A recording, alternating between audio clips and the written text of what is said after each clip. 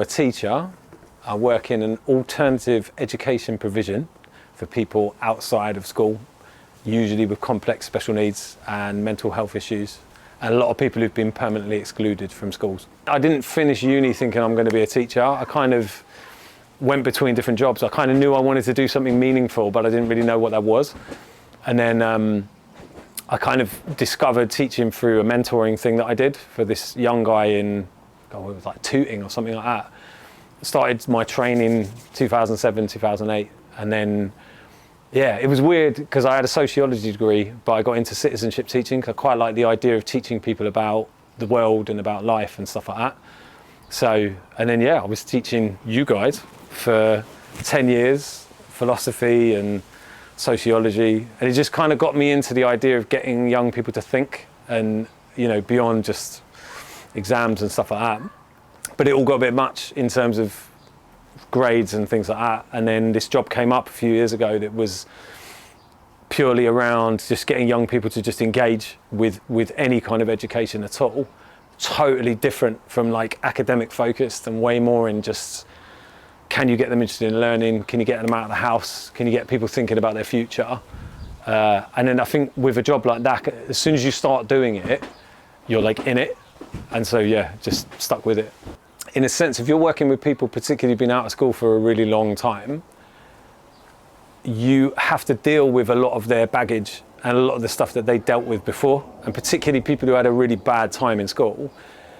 Your job is almost to kind of get them to start thinking that this is worthwhile and that learning has a purpose.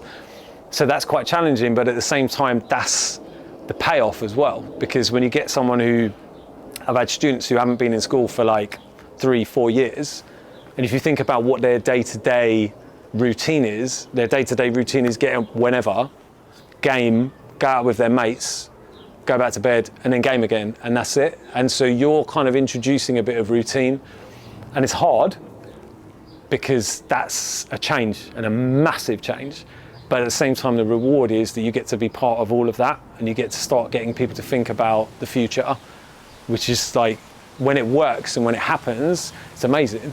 And you occasionally get these people who sort of weren't doing anything, and then they're off to college and they've got a part-time job, and it's like, that's the payoff. Got a new job. Tell me about your new job. So I'm starting in September. It's this incredible service. We heard about a couple of years ago. I had a couple of students who essentially we felt that we couldn't do enough to help them, and especially if you've got young people who aren't engaging with mental health services and desperately need it, and they get to a kind of, I suppose, what you call crisis point, where a bit of counselling once a week or something won't cut it, and they're having to deal with way too much. And I heard about this service that essentially provide this like holistic support, where there's a day program where you go in and you've got therapists, you've got nurses, psychiatrists, teachers, and they put in place a whole kind of day program where you have a bit of education, a bit of therapy, a bit of this, a bit of that. And at any point in the day, if anything's getting too difficult or whatever, the fact that you've got all these professionals around you means that if I'm trying to teach someone about like decimals, and they're having to deal with horrific things that are happening at home or things like that in their personal life, we're not doing decimals. And the fact that there would be this whole team of people around them, I was like, man, that sounds amazing. I guess it's the one thing that's been lacking from my job, is we've had to try. We're trying to be teachers, but at the same time, we're having to do an awful lot of other support, which we're not necessarily trained for.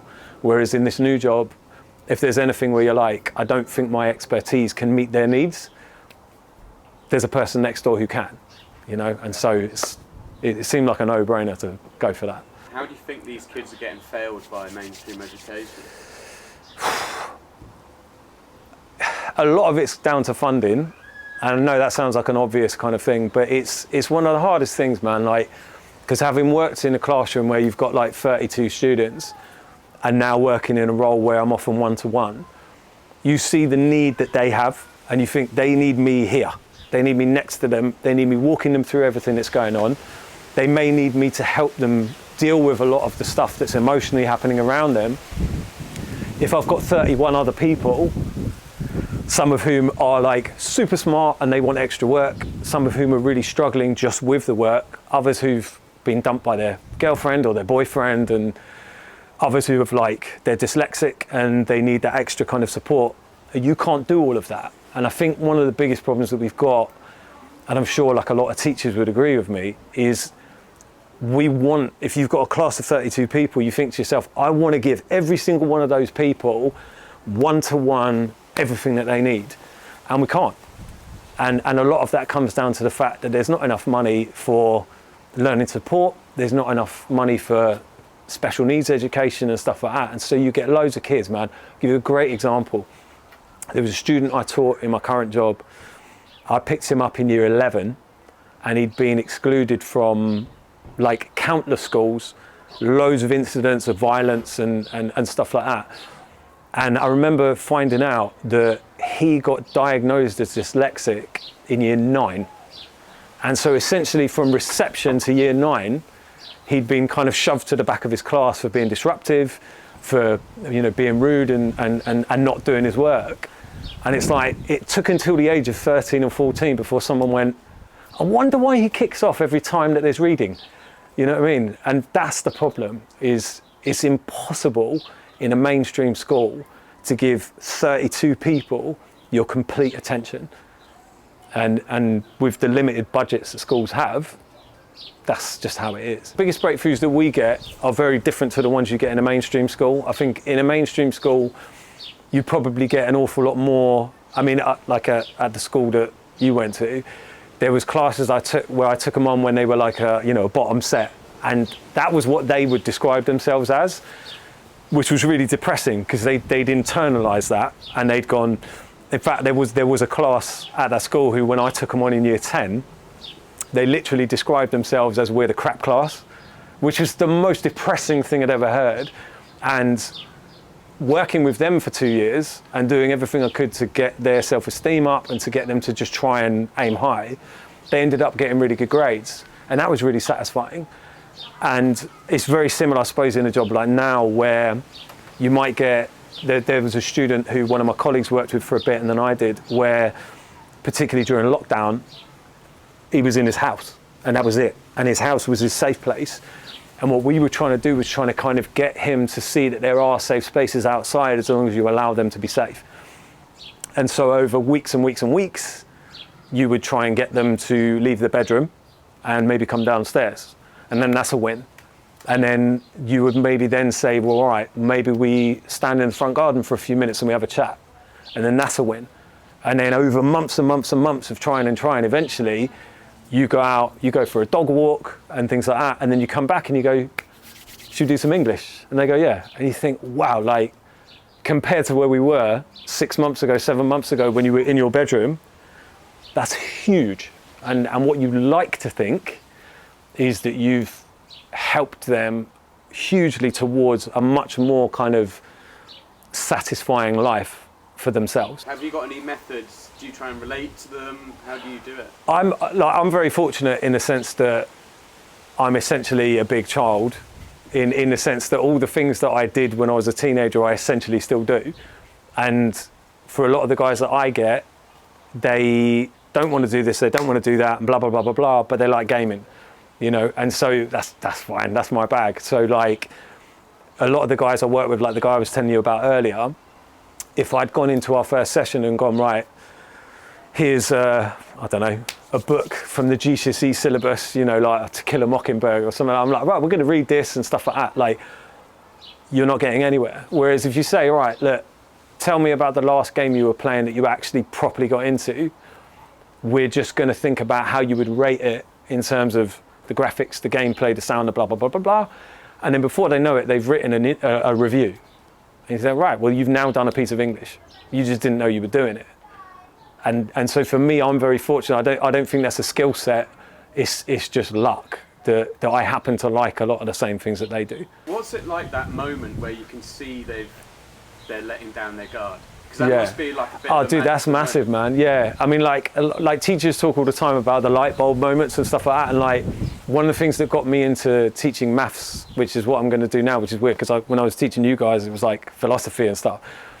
It's like the very first time where you put like a problem in front of them and the barriers come down, they can't do it. Then you start to work with them on it and stuff like that, and they start to get it, but it's still like they're so quick to tell themselves they can't do it. So you have to do a lot of building up and stuff, but then you kind of get to this weird moment where they're okay and they're ready to do it. Then you show it in a certain way, and then you get the sound, like the sound that you love as a teacher is when they go, oh yeah, okay, and it's like bam, then you've got it.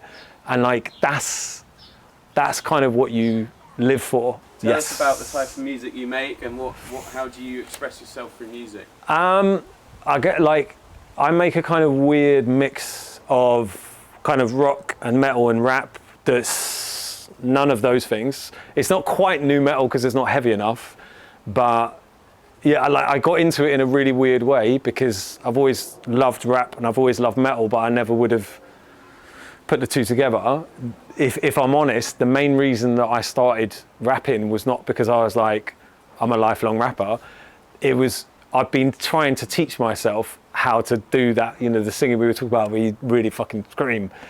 And it's hard. And I can do it okay, but not amazing. And so when I was making demos for kind of metal bands and stuff like that, like it sounded all right, but I never really felt like it was what I wanted it to sound like. And then randomly had a conversation with a friend of mine, a rapper called Manifest, absolute legend. And we just started talking about it. And he put me in touch with one of his best mates, who's now my like main producer, this guy Nine Lives, who is a hero, who has literally built everything that I'm doing. And so we started working on a track together because he was looking for a singer. And I was like, oh, I can do that, that's fine. And then this was during lockdown, and we made this song together. It was kind of a weird situation because there was a bassist, a producer and rapper, and me. We were never in the room together. I hadn't met either of them. And we managed to build this song together, and it sounded really good. And after I'd done some guitars on it and done some singing on it, I was like, I'd love to try doing a verse on it. Like, I've never tried sort of rapping before. And you know when you're thinking like, if you're shit at this, you're going to look 50,000 times more shit for the fact you're trying to do something that sounds really cool and you're not doing it. But I thought in the end, man, you know, you haven't got an awful lot to lose from just trying things. And the song we made sounded decent, like, and we got a really nice response from people. So I was like, oh shit, okay. This doesn't mean you're amazing at anything, but it means you can try doing it and you can try developing it. And so that one song that we worked on in lockdown kind of made me start thinking about making music myself. But as I said, the person I need to thank most is this guy Nine Lives, because chatting to him while we were making this song, and I was like, I love singing, and I like it when people give me a track and I can just sing on it. He was like, why don't you just make some tracks? And I was like, because I don't think I can, or I don't think I can do it well. And he was like, well, just fucking do it, man. If it sounds shit, it's shit. You don't need to put it out. And that was the spark for me. I was like, oh, I could try. And you know, that's like, so when I've literally just finished an album. I'm not saying it's any good, but it was him saying, just fucking do it, man. That's what made me think, okay, well, just do it and see how it seems, you know? What would you say mostly inspires your music? I think probably like most people write songs about the stuff they know about, and I just write about stuff that means something to me. It's probably, particularly as like a parent, and you write songs about being a parent, that's not going to resonate with an awful lot of people, but I'd imagine that people who've had that kind of similar experience would be like, oh my God. So I guess I kind of look at the situations that I'm in and just think, especially with bad situations, you have to try and turn it into something positive. And that's why, you know, we were talking about getting young people to build their self-esteem and have an outlet. That's what music kind of has now become for me, because I used to write when I was a teenager.